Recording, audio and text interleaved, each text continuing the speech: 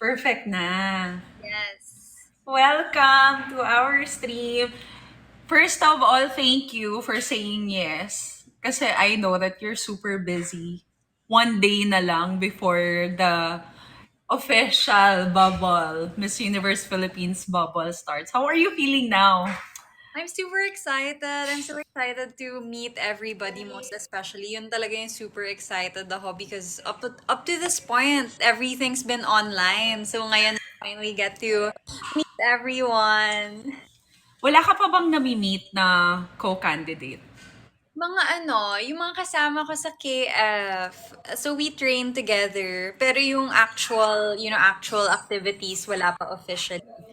Most, Kamusta naman kayo ng mga nagtitrain sa KF? Pabawas ng pabawas 'yon kasi syempre from the beginning everyone, 'di ba, nagpapass ng application form and then yun pala may mga challenges and then every few weeks may nababawas and then konti na lang kayo dahil kung sino lang yung nakapasok sa top 30 up to the last week. Anong feeling na parang, kumukonti na lang tayo? grabe, parang ngayon ko lang siya na-experience kasi. So it's really, it's both sad but at the same time kasi the other girls, they have so much potential and ang Mm-mm. babata pa nila. So I'm excited to see them after kasi grabe, ang galing na nila ngayon, what more in the next year. So yun talaga, I'm really excited to see where they go pero tatapusin muna namin tong season na to. True! Are you girls still in touch ba dun sa mga hindi nakasali? Are they still saying na, oh, I still wanted to try next year, mga ganun? Yeah, mostly, buti na lang rin with social media. A lot of us, we get to talk to each other more. So, ayun. Madami pa yan, mahaba pa ang journey nila. Oo, mahaba pa. And mahaba pa ang journey for you. Dahil Sisimula pa mag-uumpisa pa lang. lang. Oo, magsisimula pa lang talaga officially. So tell us more of how you prepared naman for this pageant. And is this your first beauty pageant? It is like first major beauty pageant. Everything I've done so far, like college pageants, ganyan. So for me, it was mostly catching up sa lahat ng hindi ko alam. So for example, pasarela was a big thing that I had to learn. Thank you kila Tita Roj for helping me with that one. And syempre all of the photo shoots, the glam, hindi ko naman talaga siya ginagawa before. So actually before this, I was practicing my makeup. So, di ba? Oh, Lahat na lang. yes. Oo. As in, I think if you're preparing for a beauty pageant, pagising mo pa lang, lahat na nang gagawin mo beyond that. In preparation na yun for the big night. Kasi, when you put on makeup, this is how I wanted to do my makeup when the pageant starts. Parang ganun na, no? Parang every day, it's a training day na talaga for you kasi you're always trying to apply whatever, trying just to absorb as much ng mga tinuturo nila sa camp. Pero, what do you think yung mga expectations mo na nangyayari at yung mga hindi nangyari while nagte-train ka? Um, Expectations wise, I think yung time ko, because I started training like when the top 100 was announced. So it's been a month and a half, I think. So sobrang ikli ng time. Kasi in my Mm-mm. imagination, beauty queens would be training for months, some of them years, yung iba Mm-mm. multiple times joining. So for me, yung expectation ko na ganong experience, obviously it didn't happen to me because I had to rush everything. But I'm really happy na this is happening at all. Hindi ko talaga siya in-expect na even now I'm still processing. Hala, sasali ako. So yeah. Uy! So, was was it someone else who pushed you to do the Miss Universe Philippines? Kasi parang ngayon, parang ina-absorb mo pa lang talaga na you're It an is official candidate eh. How did this all happen? How did it all... for sure. But ano kasi, I've been saying this for a long time. Every time I would watch pageants, I watched you. Every time I would watch Mm-mm. videos, sinasabi ko, nako, pagka walang height requirements, sasali talaga ako. I would always say that. But then, hindi ko akalain na it would be possible until nung nag-announce sila earlier this year. So to me, having that dream for so long, ang hirap niya i-absorb na it's actually Right. happening. Kasi I didn't Happening. imagine na it was possible. Pero ayun, I think the reason why it's also quite hard for me to process is online pa lang kami most of it. So, hindi ko pa talaga Mm. na-experience yung 100% eto na activities. But I'm sure once we check in and I meet everybody, it'll be definitely more real. I think I can relate to you when it comes to dream mo, but then parang you don't know how it's gonna happen for you. Because when I joined the third time, on that year, they adjusted the age limit to 26. And then Tito Gio asked for a special meeting with me since I used to be with Aces and Queens. And then, ayun nga, they convinced me and then sabi niya na don't let go of your dream, ganyan-ganyan. So parang when they changed the age, the height requirement, anong naramdaman mo na parang, is this real? Talaga ba? Beauty pageant, wala nang height requirement. I mean, Miss Universe Philippines, di ba? May mga friends ka ba na biglang tumawag sa'yo and then families were like telling you and reminding you na, hey, Ayan, this is your dream. You should really do it now. Yeah, that's exactly what happened. I think siguro similar to what you felt nung nawala yung age requirement. For me, it was a shock, but at the same time, everybody knew that it was a dream for me na sumali. So people would tag me on comments, my friends would send me screenshots of the poster na, girl, ito na, this is it. Like the thing you've been joking about for so many years, it's happening. Even my family, my dad sent me the screenshot. So everyone knew it was a dream of mine, but before anyone could tell me, nakapasa na ako ng application form. Tapos na guys, wala na kayo. Oh, kalma. We're on it. Go na talaga. Oo. So, ano-ano naman yung mga nilulook forward mo sa pag-umpisa na talaga officially as an official candidate of Miss Universe Philippines? I'm really excited to meet all the girls. Yun talaga yung number one ko. Kasi we've been talking, syempre, online. I've met them through yung mga photo shoots sa Instagram. But I haven't had the chance to them in person. So, yun yung number one kong excitement. I feel like I'm back in school. Tapos, alam mo yun, either mag-field trip kami or something. Right, right. Yeah, it's how, Meeting the that's new classmates. yun talaga yung excited na excited ako. But other than that, I'm excited to also do the rehearsals and also just to stand on stage.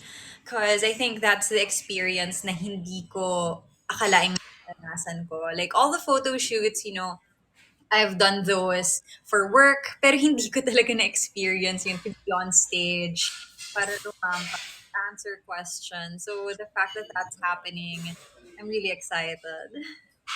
And ano naman yung mga fear mo, yung mga kinakatakutan mo? Sa mga, syempre, I'm sure marami ng mga chika, di ba, around.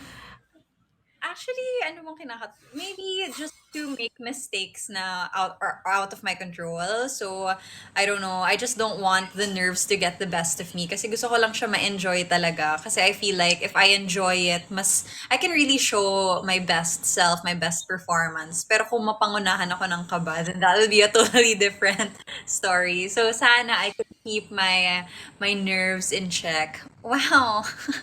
Thank you sa mga nag-gift. Pero, I know that, yun nga, may nire-represent ka, you're representing San Juan, right?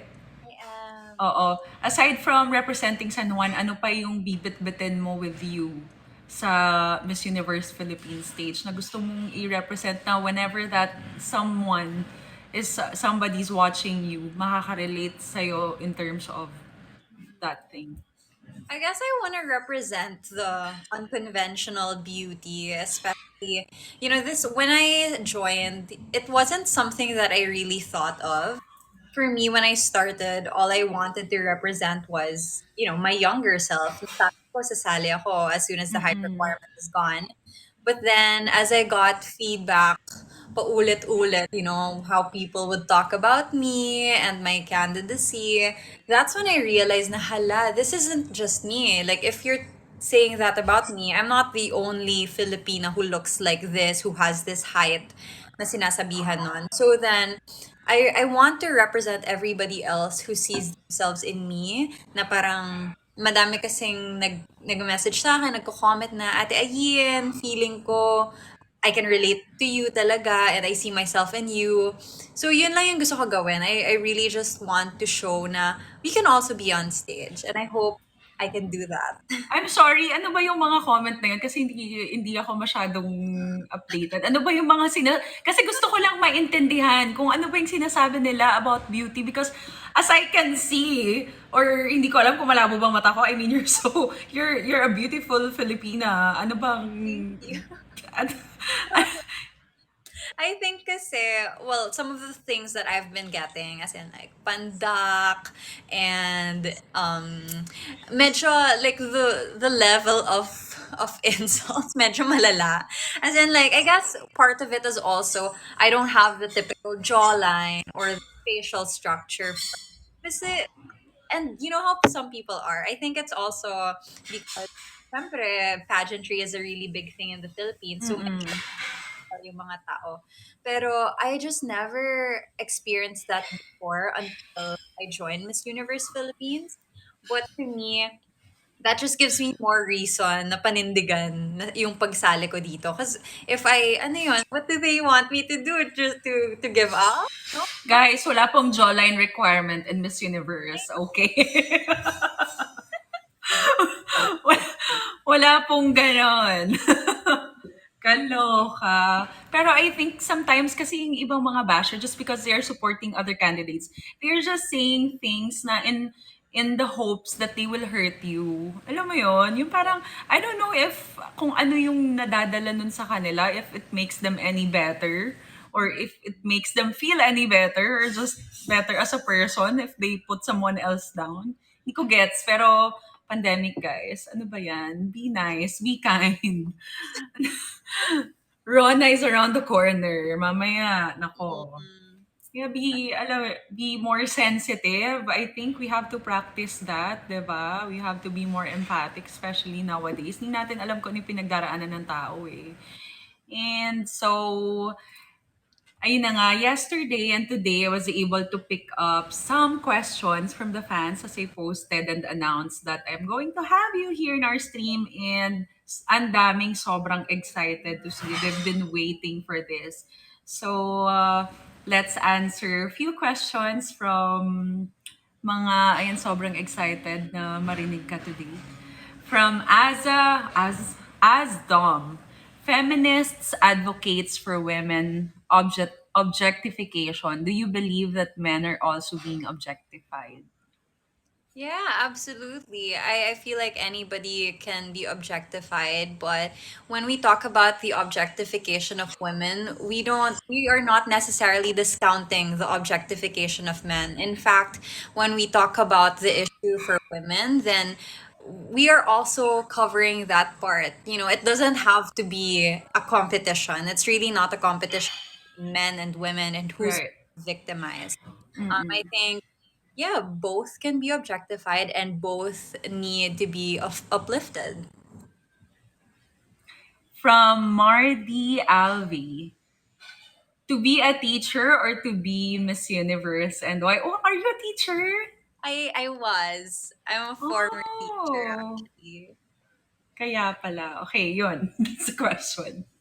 I think I can be both, but right now at this point in my life, I'd rather be Miss Universe. I mean, as Miss Universe, you still have a big platform, and if an educator has that voice, we can reach even more people. I think we shouldn't limit teachers to their roles in the classrooms because teachers can still impact lives outside of it, especially on the Miss Universe stage. Imagine mo yung teacher mo, Miss Universe. Diba? From Zoe, where do pageants stands in this time of crisis? I think it really uplifts Filipinos, especially at this time. It gives us hope. But on the more practical side, it also uplifts the live events industry. A lot of people involved in staging the pageant are working in the live events industry and provides opportunities for everybody. Right. Ah, Mm-mm. I think it's really Mm-mm. awesome na this is happening kasi ang daming naapektuhan sa atin. And now we're going back to work because of this. And I mean, we just need to see the beauty in everything and the effort of the people doing this, diba? We should always try to give them credits because I was there last year and I can really tell how hard everybody tried to make it work. Kasi especially ngayon na iba-iba lagi yung requirements and the protocols, so everybody have to follow, and then mas limited na yung number of people who can gather in one big event. So Yeah. one person definitely do like five people's jobs, and ang hirap niya talagang i-push through. So, kailangan talagang mas maging pasensyoso tayo because sometimes we're watching and then all we see are the things that we don't like, 'di ba? At ngayon mag-iingay ka na social media na, ha, ano ba yan? Ganyan, bakit naman ganyan? Dapat doon na lang sa before. But then we have to consider the situation now, and given that the organization is new, so alam mo yun, yung konting understanding because it's hard ha to do both adjustments given that it's pandemic and you're working with new set of people. So ano pa guys, come on. Yung trabaho nila to make this happen. So I think they really deserve the credit for it. And the camps, grabe, even if there's Tuloy-tuloy. pandemic, andyan pa rin sila to train. And guys, hindi po bayad yung mga trainers na yan. Talagang they're just doing this for the love of pageantry and for the love of Philippines. They've been giving so much effort to train all the girls na nangangarap lang, just wanted to achieve their dreams, 'di ba? And I think they're just glory na nila yung makakita ng inalagaan nilang manalo. So, kudos sa lahat ng trainers natin. Thank you. And from Precious Phoebe, she wants to know how to embrace one's flaws. I think the best way to embrace your flaws is to stop calling them flaws in the first place. Mostly, I think our physical attributes, we label them as flaws when they shouldn't be. For example, when I was growing up, I was insecure of my skin, and then I was insecure of my height, and then I was insecure of my face shape. But none of those things are flaws. These are things that make me who I am. So once we stop calling them problems, then they'll stop looking like problems and we can fully embrace them. I think that's one of the problems of social media nowadays.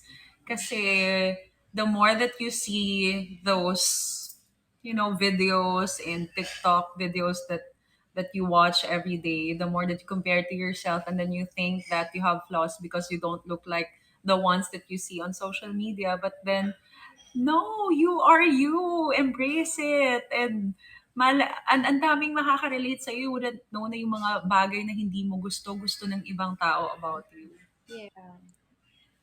From Vian Ka, can social media help you boost your confidence? Yes, absolutely. I think something that people forget about social media is that it's a tool. It's not a living being. And so we control how it affects us. I think one of the best things I've done is to curate who I follow, the people who surround me online. And once I've this has access to me, I've definitely gained more confidence because there are so many inspiring people on the internet. All we need to do is to find them.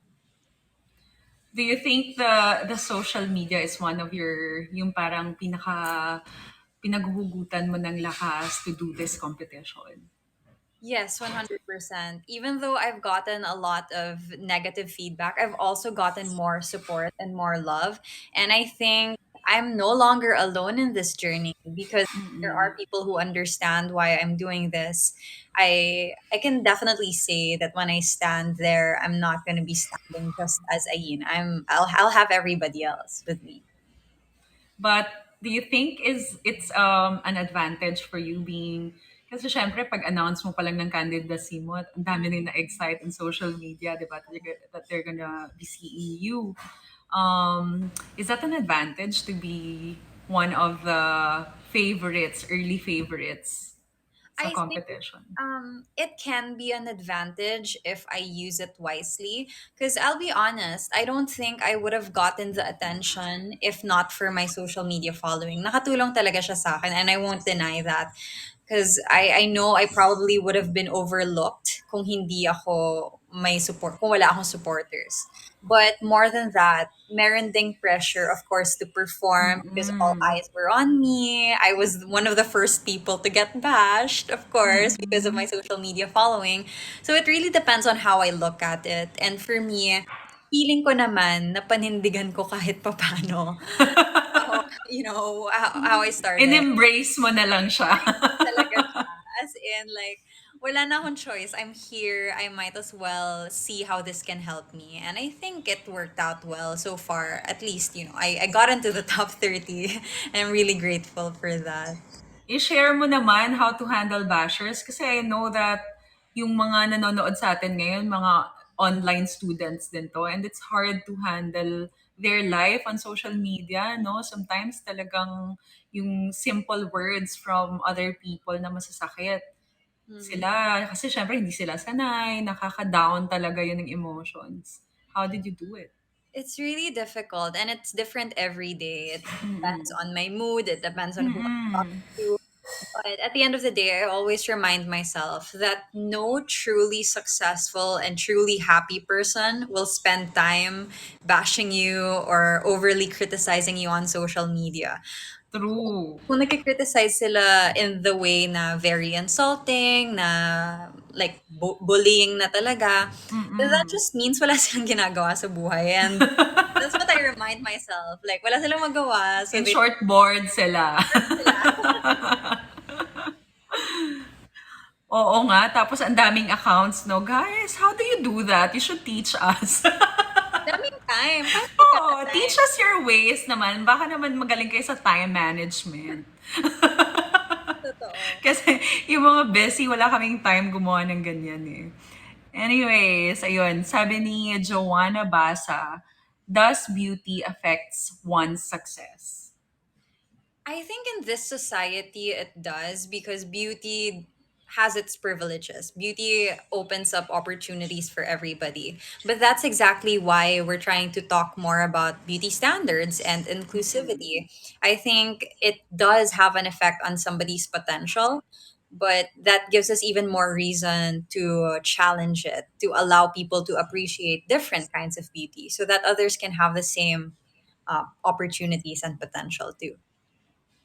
I love how you said it's important, but at the same time, inclusivity is very important as well. And that's what Miss Universe Philippines is doing right now to be more inclusive.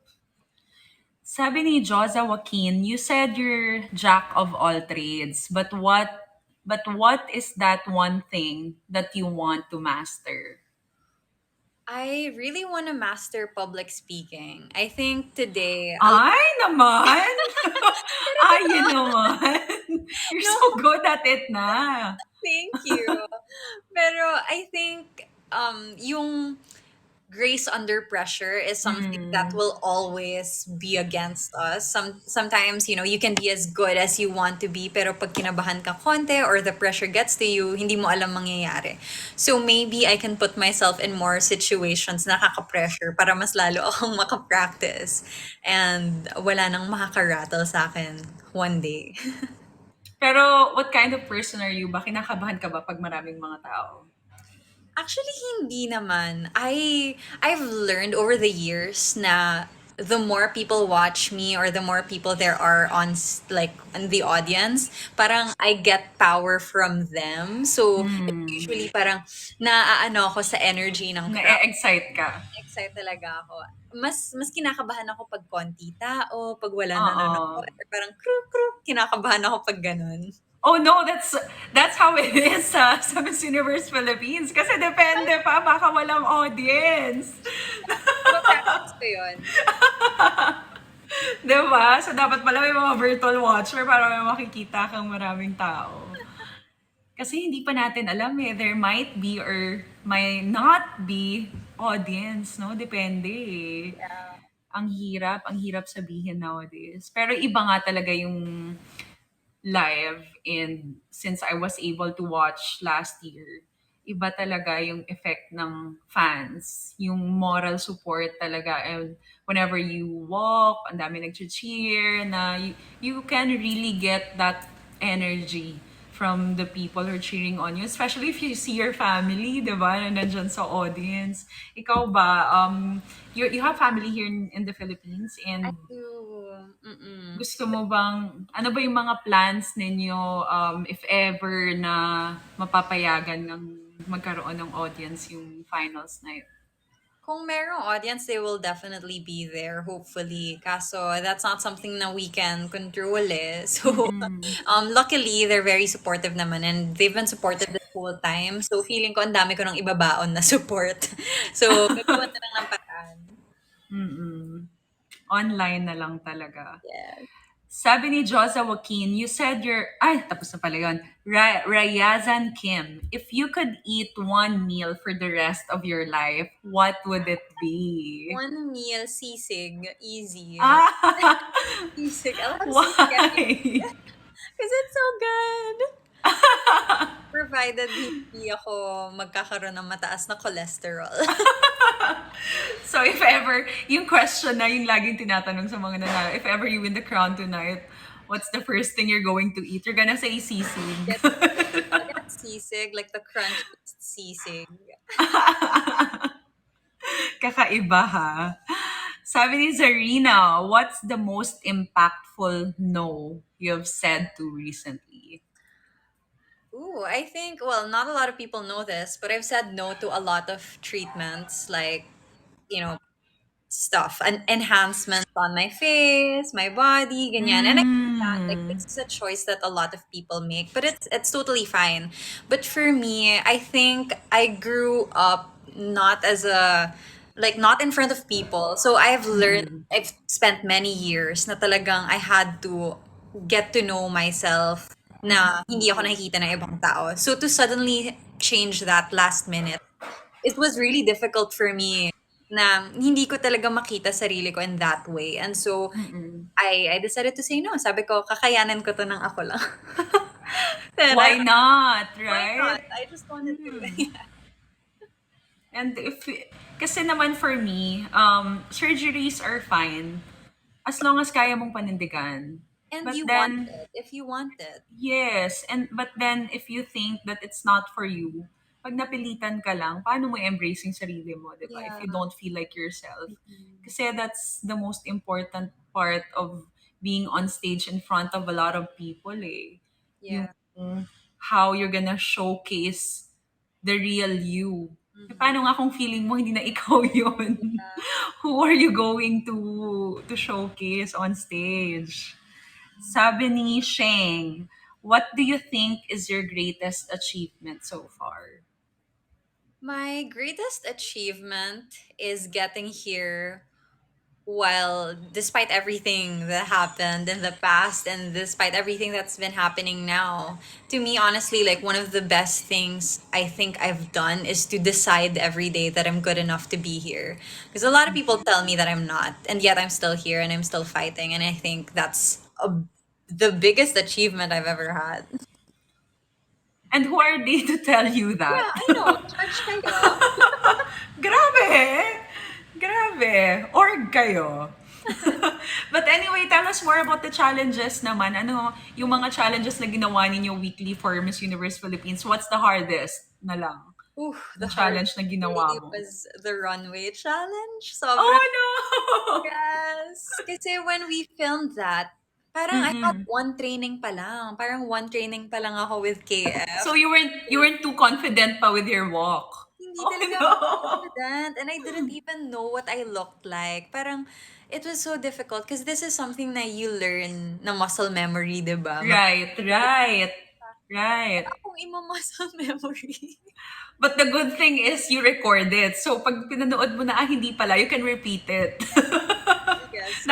Gaano katagal mo ginawa yun? Yung video na yun? Siguro it was a couple of hours then. Pero the thing was, we were filming during, ano na, before the ECQ, but still, it was still in the middle of the pandemic. So, we couldn't Mm-mm. be around people that much. Hindi kami masyado makagalaw. So, medyo ang challenging niya talaga. Tapos, ano pa, I think, sobra yung hangin. The hangin was so much. Tapos, yung makeup ko, pinapawisan na ako. I didn't have a glam team with me. So, Right. ang hirap Were you doing your own makeup? I had a makeup artist do it, pero nung pagdating din sa venue, ako na lang mag-isa Wala nagre-retouch. nang retouch. Oo. Eh, hindi naman ako marunong nung time na yun. Pero pag pinapanood mo ngayon yung challenge video na yun, Feeling anong, ko nag-improve ako. ano yung verdict mo? Nag-improve na ako ngayon. Is it going to be a different pasarela for Ayin na mapapanood namin on the pageant night? For sure, for sure. Although I will say na proud pa rin ako sa sarili ko. Kasi I did the challenge knowing na I had so much to improve on. Sobrang dami ko talagang inaayos from there. But I'm okay kasi ano like given the limited time, limited resources, nilaban ko siya. So okay na ako doon. Like I'm proud I did that. Ano namang challenge yung pinakamadali na parang feeling mo, oh, I got this? Hindi naman sa I got this, but I guess I assumed I got it. Kasi ginawa ko yung casting challenge all by myself. Oh! Yeah, kasi nung time na yan, that was ECQ na, so we weren't allowed to go out and film anything. So, sabi ko, casting, I got it. So, ako lang, I did it everything sa kwarto ko, as in, Oo. nag-play ako ng camera, and then I did my makeup, I did Who edited your videos then? I did. Ikaw na lang din. Wow! Kasi given that a lot of, most of the candidates that I see online, talagang may team sila, di ba? Talagang kompleto lahat from editor at sa mga nagbe-brainstorm ng kung ano yung mga challenge na gagawin nila. Were you ever intimidated given that ganon limited yung resources mo on doing your challenges? Well, I was really lucky for the other challenges kasi I had people helping Hi, me. Papa J. Hello po. So for example, my headshot was taken by my friend Nicolo Cosme. So I was really lucky kasi he Hi, Nicolo! Super nice. Yan, dapat mag-shoot kami. he's the best. Oo. Kasi what happened there was they announced the top 100 and then sinabi na may headshot challenge. And Nicolo, I know him from like an event before. Pero ito pa yung way, way, way before na hindi talaga ako nag-aayos. Tapos nakita niya, may photo kasi there. I did my own makeup dun sa top 100. Sabi niya, girl, ano ka ba? Magpa-headshot na tayo. So then, he arranged the shoot. So really, I was grateful na Ay, yung pait. Mm. kaya hindi ako na-intimidate kasi alam ko na maraming tumutulong sa akin. So even if I did not have like my team na same sa lahat ng challenges, like the people who did help me, I believed in them so much na hindi ko dinout yung kakayahan nila. And ang pinaka na-intimidate lang ako was the casting challenge because I did it myself. But I was like, Yes. whatever, I'm proud of it. Ilalaban mo na talaga. Kailangan mo i-push yun kasi wala ka ng choice. Okay, going back to the questions from Randall Paul. If you don't win the crown, will you still join other pageants? I think I have one more year left, so I might do that. I mean, Ooh. I've waited for this opportunity for 20 plus years, and finally it's here. And now that I know what I can do, I want to see what I can be like if I have another year of training. So, in case that happens, baka makita niyo ako ulit. And if case that happens, do you ever think of joining other pageants or is it going to be the same pageant for you? That depends if the height requirement is gonna be lifted. Kasi right now, I think, I'm not actually sure, but Miss Universe Philippines was a pageant that explicitly said talaga na no height requirement. And to me, that was very important na manggaling sa org na wala talagang height requirement. So, yan, we'll see. But But I'll for definitely example, we're not considering the height requirement. Meron ka pa bang napupuso ang ibang pageants, if ever? I'm not sure actually kasi I guess I'll see depende on how I perform this year and kasi hindi pa naman tapos. So I want to see how far I can get with Miss Universe Philippines, but of course I mean I grew up madami rin kasi ang gaganda kasi ng pageant sa Philippines. So, Right. don't Mm-mm. know. I really admire all of them and they have different purposes. So I guess Right. whatever resonates with me the most Mm-mm. that time, I'll Mm-mm. try to see. What's your advocacy, by the way? Tell us more about it.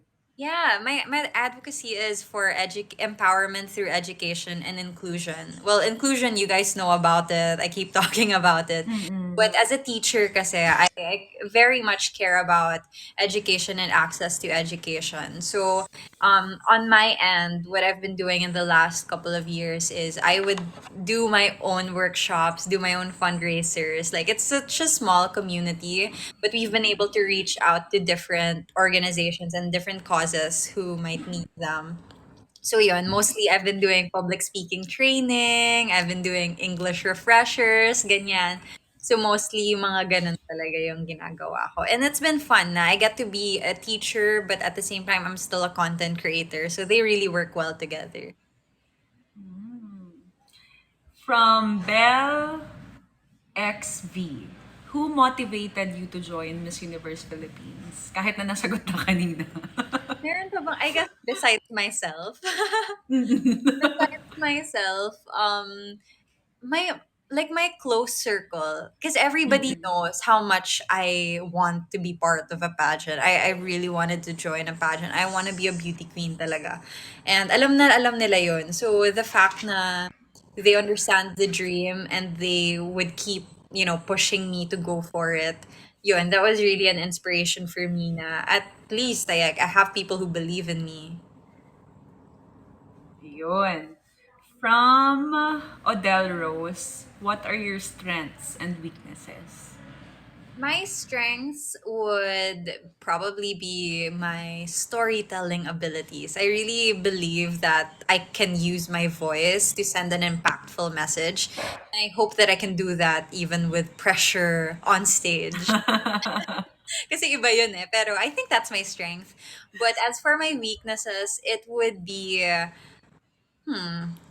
I think ayoko kasi mag-label ng weaknesses ko kasi the more that I think about my weaknesses, the more that, they'll be more prominent. But I think it would really come down to knowing how to deal with the pressure of being in the public eye, I would say. Na parang, I guess, Mm-mm. tuning out the things that I don't need to hear for the competition, for sure. Everything else I'm working on, my pasarela, I've definitely been working on that. Kasi yun naman talaga yung, especially in the beginning, was my biggest weakness. But I think I'm getting there slowly. Slowly but surely, you guys. And from AJ, do you think being a front runner is an advantage? Um, I think it's an advantage in my position because otherwise, well, I don't. Am I even a front runner? I feel like it's different for different. Parang depende sa sino lang yun. Oo. Um, but I think it helps yung at least the support I've been getting online definitely helps kasi at least I can show what I'm capable of and people will look at me and see me and consider it. It also has its own disadvantages. Syempre, like the Mm-mm. comparisons being made every single Mm-mm. day, may papol dito, may papol doon. But I'll like I said earlier, I'll just take what I can get and see how it Right. can work for as a strength for me. And I want to ask you, why should you be the next Miss Universe Philippines? I think I should be the next Miss Universe Philippines because I have the heart for it. And I've been working on it, even though it hasn't been a traditional path for me. I really fought to be here, still fighting to be here. And I think that's the kind of spirit that we need on the international stage too. So why not? And if ever you win the crown, what's the new flavor that you're planning to bring in the international stage? I want to show them the tenacity of a Filipino woman who won't back down. Yun. Palaban yan! Palaban yan. I love it. Anyway, invite mo na sila kung meron bang mga online voting and ano pa ba yung aabangan namin sa mga Miss Universe Philippines candidates. Siyempre, palapit na ng palapit yung the final night.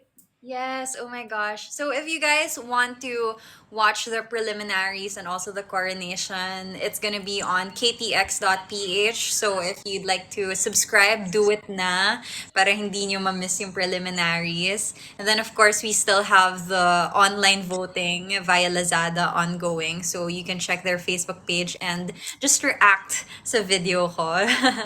So yeah, thank you so much. Thank you for having me. Thank you also for saying yes kahit na alam ko ang daming preparation pa ang kailangan mong gawin for tomorrow. Good luck sa journey mo. Embrace it and enjoy it and just have fun because it's going to be a one memorable experience for you that's not going to be, every year is a new experience even if you win this year or not, even if you join again next year, it's still going to be a different experience. Kaya just embrace it and just take in whatever you can get from this pageant journey. And I hope you get to really, really enjoy your journey kahit na medyo different siya from all the other pageants that happened, di ba? Kasi nasa bubble kayo. But good luck to you and ayun, whatever your heart's desire is, sana matupad yan. Good luck! Thank you, Ayan, for your time. I hope you guys enjoyed our catch up with Ayan at sana na-answer namin yung mga questions ninyo kahit na medyo short lang yung time natin. And thank you for being with us then today. Yan. Thank you, Ayan! So much. Good Hope to see you in luck! person soon. Yes, I know. I hope I can watch you guys live pag napayagan. Andun ako, sisigaw. My, my throat's out. Para may cheerleader. Bye! Bye. Bye, guys. Ayun, si Ay.